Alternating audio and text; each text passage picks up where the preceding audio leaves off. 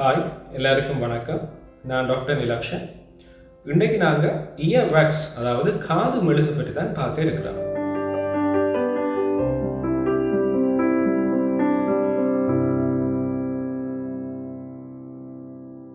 இப்போ அதில் நாங்கள் முதல்ல அந்த காது மெழுகு எங்கேருந்து உற்பத்தி ஆகுதுன்றதை பற்றி பார்ப்போம். அதே போல் இந்த காது மெழுகுங்களுக்கு நன்மை தரக்கூடியதா அல்லது கெடுதலான விஷயமானதை பற்றி பார்ப்போம். காதை நாங்கள் க்ளீன் பண்ணணுமா அல்லது அதை அப்படியே அதில் போக்கில் சுத்தப்படுத்தாமல் காதுக்குள்ள ஒன்றும் போடாமல் அப்படியே விடுறதுல எது சிறந்ததுன்றதை பற்றியும் பார்ப்போம். முதலாவது, எங்களோட காது மெழுகு எங்கேருந்து உற்பத்தி ஆகும்னா எங்களோட இயர் கேனல், அதாவது காதுன்ற உட்பகுதியிலிருந்து உற்பத்தியாகிற மெழுகு போன்ற ஒரு பதார்த்தம் தான் இந்த காது மெழுகு.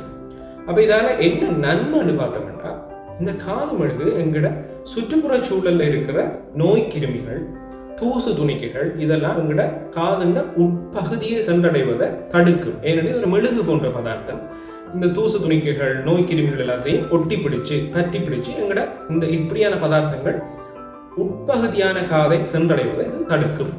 அதே போல ரெண்டாவது நன்மை என்னன்னா, இது ஒரு லுப்ரிகன்ட், அதாவது ஒரு உராய்வு நீக்கியாகவும் செயல்படும். அதுக்கப்புறம் இதில் இருக்கிற நன்மை என்னென்னு பார்த்தோம்னா, இந்த காது மெழுகுக்கு ஆன்டி பாக்டீரியல், ஆன்டி ஃபங்கல், அதாவது நோய் எதிர்ப்பு திறன்களும் இந்த காது மெழுகுக்கு இருக்குது. அப்போ எங்களுக்கு காது மெழுகு ஒரு நன்மை தரக்கூடிய பதார்த்தமாக தான் இந்த காது மெழுகு இருக்குது. அதே போல் எங்களோட அடுத்த பிரச்சனை என்னென்னா, இந்த காதை நாங்கள் க்ளீன் பண்ணுறது, நாங்கள் இயர்பட்ஸ் யூஸ் பண்ணுவோம், இல்லாட்டி வேறு ஏதாவது ஒரு மெல்லிய துணியிட ஒரு நுனியை எடுத்து உள்ளுக்கு போட பார்ப்போம். இதுகள் கட்டாயம் செய்து காதை சுத்தப்படுத்துறது தேவையா இல்லையான்னு பார்த்தோம்னா, இப்படியான விஷயங்கள் எதுவும் தேவை இல்லை.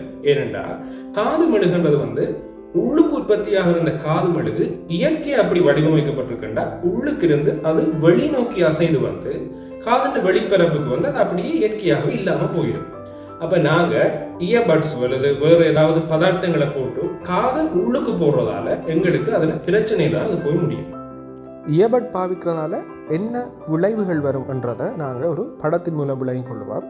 இங்கே காட்டப்பட்டுள்ள இந்த அமைப்பு தான் இயர் ட்ராம். இப்போ இந்த இயர் ட்ராம் தான் எங்களோட காதுண்ட வெளிக்காதையும் நடுக்காதையும் பிரிக்கின்ற ஒரு அமைப்பு தான் இந்த இயர் ட்ராம். இது ஒரு கதவு போன்ற அமைப்பாக இருக்குது. ஆனால் இது ஒரு மிகவும் மெல்லியதான ஒரு அமைப்பாகும். இங்கே காட்டப்படுற இதுதான் இயர் வேக்ஸ், காது மெழுகு. அப்போ நாங்கள் இயர்பட்டை பாவிச்சு இந்த காது மெழுகை நாங்கள் துப்புரவு பண்ண ஒழிக்கிற நேரத்தில் நாங்கள் என்ன செய்கிறோம்னா, காது மெழுகை நாங்கள் உள்நோக்கி தள்ளுறோம். எதுவுமே செய்யாட்டி இந்த காது மெழுகு இயற்கையாகவே அமைக்கப்பட்டிருக்கு.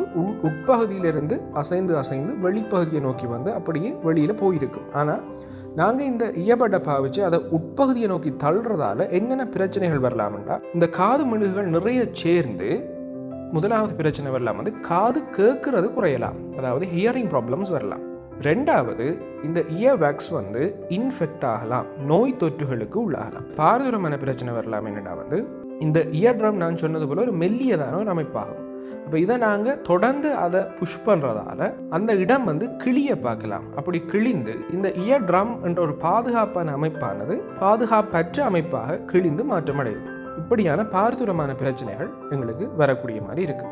ஆகவே இந்த இயர்பட்ஸ் பாவிக்கிறதோ இல்லாட்டி வேறு பொருட்களை காதுக்கு உள்ள செலுத்தி அதை துப்புரவு பண்ணுறதோன்றது தேவையற்ற விஷயமும் அதே நேரத்தில் ஆபத்தில் போயிட்டு முடியக்கூடிய விஷயமாகவும் இருக்கும்.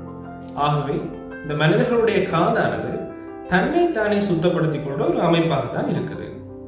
இது போன்ற மருத்துவ தகவல்களை தமிழ் மொழியில் பெற்றுக்கொள்றதுக்கு டாக்டர் நிலக்ஷன் சேனலை சப்ஸ்கிரைப் பண்ணுங்க. பக்கத்தில் இருக்கிற பெல் ஐக்கனை ப்ரெஸ் பண்ணுங்க. மற்றொரு வீடியோவில் உங்களை நான் சந்திக்கிறேன். நன்றி, வணக்கம்.